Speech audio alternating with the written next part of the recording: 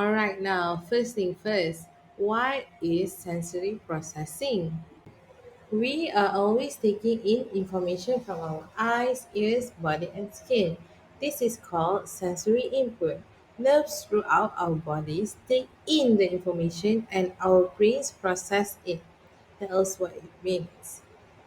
As you are reading this, you are processing and making sense of sensory input. Okay, there are seven of the common sensory input.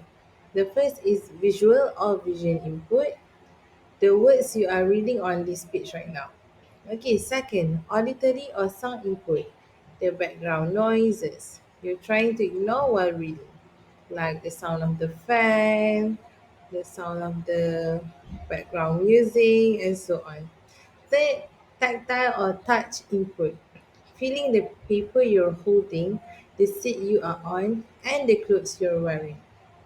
Fourth, the olfactory, also known as smell input, the smell of dinner cooking or the perfume you're wearing right now. And the fifth is taste input, the mint gum you're chewing, if you're chewing. Six, the movement input.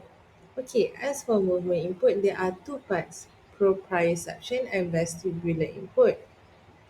Okay, proprioception is the sense of our position in space, while for vestibular input is the feeling of gravity. All these senses work together to allow us to carry on our daily activities. When we step into the bathtub, we use our movement, tactile, and visual senses. This becomes so automatic that we don't even think about it. When we are able to process sensory input well, our nerves and brain control this input without effort. We feel just right and we are calm, alert, focused, and ready to learn, work, or play. Okay, as for SPD, these are the key to remember. Sensory processing is a neurological disorder, meaning the behaviors a child with SPD displays are primarily to bring order to and ground his or her nervous system. The foundation sensory system, which developed first in utero, is the somatosensory system upon which other senses are built. A child must be aware of where his or her body is in space and what his or her body is doing for other senses to operate well and for higher brain function such as learning and reasoning to take place. So, how to help children or people with SPD?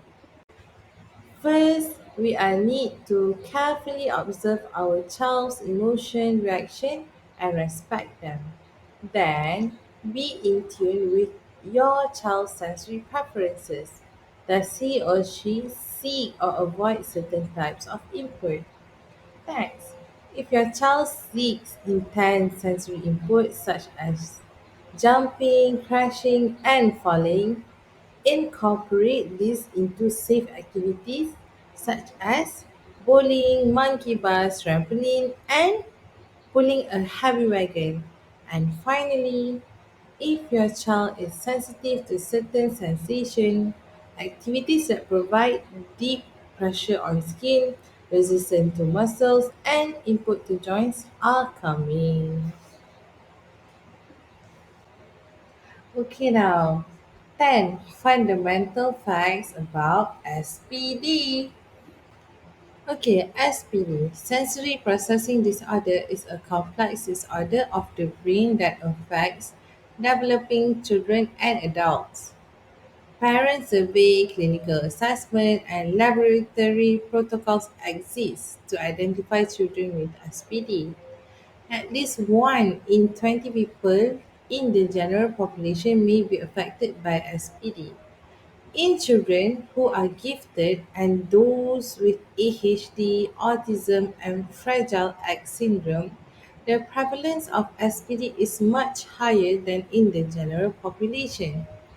Studies have found insignificant difference between the physiology of children with SPD and children who are typically developing.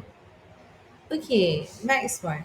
Studies have found a significant difference between the physiology of children with SPD and children who have ADHD.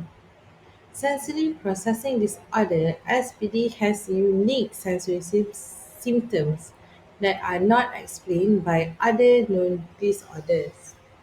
Heredity may be one cause of the disorder. Laboratory studies suggest that the sympathetic and parasympathetic nervous system are not typically functioning in children with SPD. And finally, preliminary research data supports decades of anecdotal evidence that occupational therapy is an effective intervention for treating the symptom of SPD. Okay, now let's go through the definition of SPD.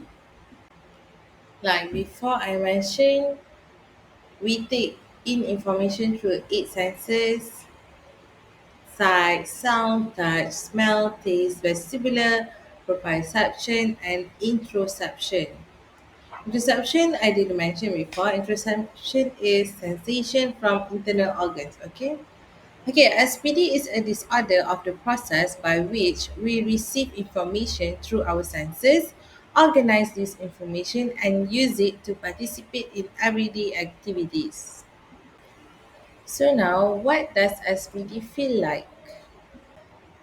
It actually feels like a traffic jam of information in the brain, and the children with SPD may feel bombarded by information, may crave intense sensory experiences, or they may be unaware of sensation that others feel.